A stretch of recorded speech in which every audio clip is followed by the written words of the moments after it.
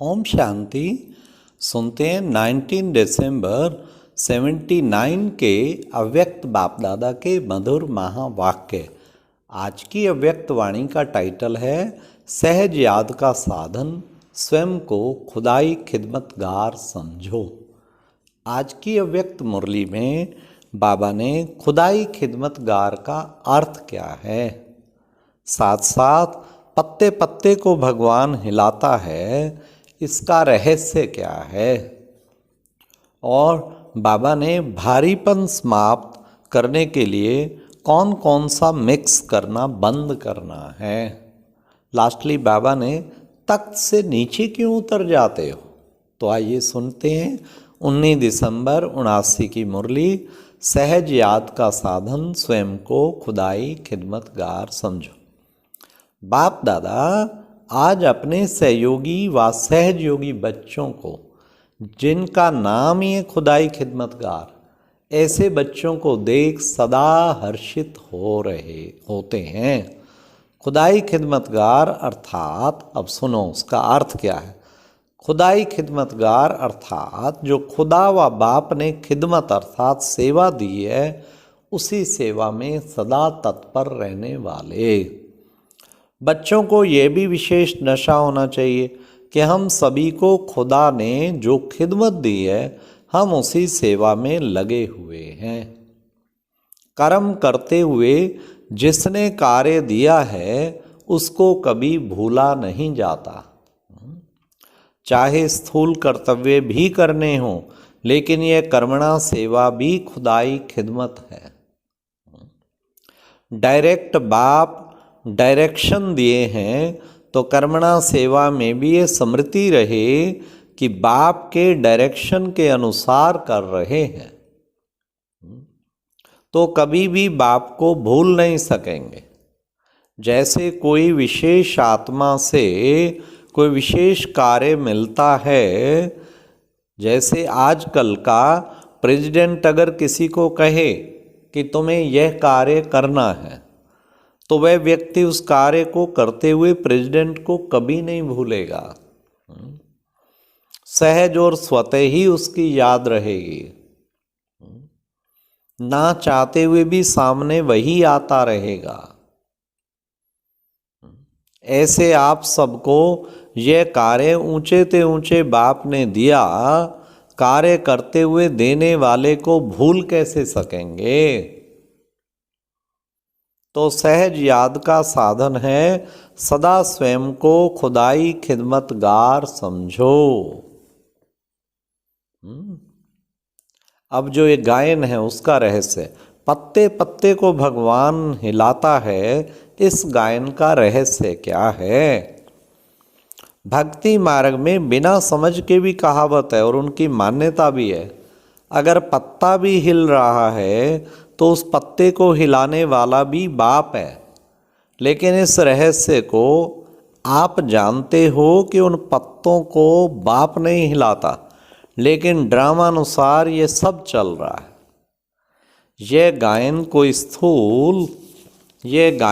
स्थूल पत्तों से नहीं लगता, लेकिन कल्प वृक्ष के आप सब पहले पहले पत्ते हो। क्या बाबा ने अर्थ निकाला। संगम युगी आप सब गोल्डन एज्ड पत्ते जो बाप द्वारा लोहे से पारस बन गए हो। इन चैतन्य पत्ते को इस समय डायरेक्ट बाप चला रहे हैं। बाप की डायरेक्शन है कि संकल्प में भी जो बाप का है वह आपका संकल्प हो। हर संकल्प बाप समान, हर बोल बाप समान, हर कर्म बाप समान हो। अगर श्रीमत के सिवाय संकल्प भी करते हो तो वह व्यर्थ संकल्प हो जाता है। तो यह जो कहावत है, यह भक्ति के समय की नहीं, लेकिन संगम समय का गायन है। तो आप सभी पत्ते बाप की श्रीमत पर ही हिल रहे हो, अर्थात चल रहे हो ना। ऐसे ही चल रहे हो ना। चलाने का काम भी बाप का, फिर भी इतना मुश्किल क्यों लगता है। हाँ, बहुत सारा बाप ने ले लिया ना, फिर सदा उड़ते क्यों नहीं हो? हल्की चीज तो सदा ऊपर उड़ती है ना। इतने हल्के जो हर संकल्प भी बाप चलाएंगे तो चलाना है, जैसे चलाएंगे वैसे चलेंगे, यह सभी का वायदा है और बाप की गारंटी है कि चलाएंगे। तो बुद्धि को क्या ऑर्डर दिया हुआ है? बुद्धि को बाप ने क्या कार्य दिया है उसको जानते हो? बुद्धि के बैठने का स्थान बाप के पास में है। कर्तव्य विश्व सेवा का है। तो जो वायदा किया है, जहां बिठाएंगे, जैसे चलाएंगे वैसे चलेंगे। शरीर से या बुद्धि से? तन के साथ मन भी दिया है या सिर्फ तन ही दिया है? तन और बुद्धि से जहां बिठाएं, जैसे चलाएं, जो कराएं, जो खिलाएं वही करेंगे। यह वायदा किया हुआ है ना। तो बुद्धि का भोजन है शुद्ध संकल्प, जो खिलाए वही खाएंगे। यह वायदा है तो फिर व्यर्थ संकल्प का भोजन क्यों करते हो? जैसे मुख द्वारा तमोगुणी भोजन, अशुद्ध भोजन नहीं खा सकते हो, ऐसे ही बुद्धि द्वारा व्यर्थ संकल्प व विकल्प का अशुद्ध भोजन कैसे खा सकते हो? जो खिलाएंगे वह खाएंगे, फिर तो ये रॉन्ग हो जाता है। कहना और करना समान करने वाले हो ना, तो मन बुद्धि के लिए सदा यह भी वायदा याद रखो तो सहज योगी बन जाएंगे। बाप ने कहा और किया, अपना बोझ अपने ऊपर ना रखो। कैसे करूं, कैसे चलूं, इस बोझ से हल्के हो करके ऊंची स्थिति पर जा नहीं सकते हो। इसलिए श्रीमत से संकल्प तक भी चलते चलो तो मेहनत से बच जाओगे। मिलावट से भारीपन। कई बच्चों की मेहनत के भिन्न भिन्न पोज बाप दादा देखते रहते हैं। सारा दिन में अनेक बच्चों के अनेक पोज देखते हैं। ऑटोमेटिक कैमरा है ना सूक्ष्म वतन में। कैसे ऑटोमेटिक कैमरा बाबा के पास लगा हुआ है। अब और सुनिए, साइंस वालों ने सब वतन से ही तो कॉपी की है। कभी वतन में आकर देखना क्या क्या चीजें वहां हैं। जो चाहिए वह हाजिर मिलेगी। आप सब कहेंगे कि मंगाओ। बाप पूछते हैं वतन को देखना चाहते हो या रहना चाहते हो? किसी ने कहा ट्रायल करेंगे। शक है क्या जो ट्रायल करेंगे?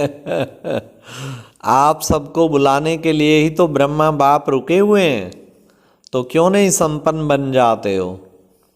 बहुत सहज ही संपन्न बन सकते हो, लेकिन द्वापर से मिक्स करने के संस्कार बहुत रहे हैं। पहले पूजा में मिक्स किया, देवताओं को बंदर का मुंह लगा दिया। शास्त्रों में मिक्स किया, जो बाप की जीवन कहानी में बच्चे की जीवन कहानी मिक्स की। सुनते चलिए मिक्स के क्या क्या संस्कार। देवताओं को बंदर का मुंह लगा दिया, बाप की जीवन कहानी में बच्चे की जीवन कहानी मिक्स की। ऐसे ही गृहस्थी में पवित्र गृहस्थ प्रवृत्ति की बजाय अपवित्रता मिक्स कर दी, और अभी भी श्रीमत में मनमत मिक्स कर देते हो। इसलिए मिक्स होने के कारण जैसे रियल सोना हल्का होता है और जब उसमें मिक्स करते हो तो भारी हो जाता है, ऐसे ही श्रीमत अर्थात श्रेष्ठ मत बनाती है ना। मनमत मिक्स होने से भारी हो जाते हैं, इसलिए चलने में मेहनत लगती है। अतः श्रीमत में मनमत मिक्स नहीं करो। सदा हल्के रहने से वतन की सभी सीनरियाँ यहाँ रहते हुए भी नहीं देख सकेंगे। ऐसे अनुभव करेंगे जैसे इस दुनिया की कोई भी सीन स्पष्ट दिखाई देती है। सिर्फ संकल्प शक्ति अर्थात मन और बुद्धि सदा मनमत से खाली रखो। मन को चलाने की आदत बहुत है ना, एकाग्र करते हो तो फिर भी चल पड़ता है, फिर मेहनत करते हो। चलाने से बचने का साधन है, जैसे आजकल अगर कोई कंट्रोल में नहीं आता तो बहुत तंग करता है, बहुत उछलता है या पागल हो जाता है, तो उनको ऐसा इंजेक्शन लगाते जो वह शांत हो जाता। ऐसे ही अगर संकल्प शक्ति आपके कंट्रोल में नहीं आती तो ऐश्वर्य भाव का इंजेक्शन लगा दो। क्या शानदार बाबा ने मेल किया है। बाप के पास बैठ जाओ तो संकल्प शक्ति व्यर्थ नहीं उछलेगी। बैठना भी नहीं आता है क्या? सिर्फ बैठने का ही तो काम दिया है और कुछ नहीं दिया। अभी तो समझ रहे हैं कि बहुत सहज है, बुद्धि का लगाम दे करके फिर ले लेते हो, इसलिए मन व्यर्थ की मेहनत में डाल देता है। व्यर्थ मेहनत से छूट जाओ।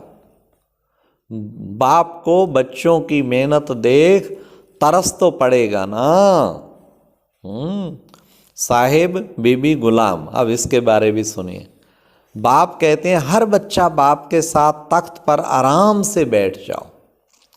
तख्त नशीन होकर अपनी स्थूल शक्तियां और सूक्ष्म अर्थात कर्मेंद्रियों को, मन बुद्धि संस्कार सूक्ष्म इन शक्तियों को भी ऑर्डर में चलाओ। तख्त नशीन होंगे तो ऑर्डर चला सकेंगे। तख्त से नीचे उतर ऑर्डर करते हो, इसलिए कर्मेंद्रियां भी मानती नहीं है। आजकल कांटों की कुर्सी की भी हलचल कर रहे हैं। आपको तो तख्त नशीन की ऑफर है, फिर भी नीचे क्यों आ जाते हो? नीचे आना अर्थात सर्वेंट बनना। किसका सर्वेंट? अपनी ही अनिमेय कर्मेंद्रियों के भी सर्वेंट हो जाते हो, इसलिए मेहनत करते हो। ईश्वरीय सर्वेंट बनो, ईश्वरीय सेवाधारी बनो। सर्वेंट के भी सर्वेंट नहीं बनो। ईश्वरीय सेवा तख्त पर बैठे हुए भी कर सकते हैं, नीचे आने की जरूरत नहीं है। बाप अपने साथ बिठाना चाहते हैं, लेकिन करते क्या हो? संगम योगी साहेब और बीबी बनने की बजाय गुलाम बन जाते हो। तो सच्चे साहेब की सच्ची बीबियां बनो, गुलाम नहीं बनो, जो सदा सबकी नज़र से बची हुई पर्दा पाश पोश में रहती, उन पर किसी की नज़र नहीं पड़ती। हाँ, तो माया की पर्दा पोश और साहिब के साथ बैठ जाओ तो सभी गुलाम आपकी सेवा में हाजिर होंगे। समझा क्या करना है? आज मेहनत से किनारा कर दो, सदा सहज योगी तख्त नशीन बाप के साथ साथ बैठ जाओ। अच्छा, और अब यह एक बहुत अच्छी वीडियो भी जरूर देखें।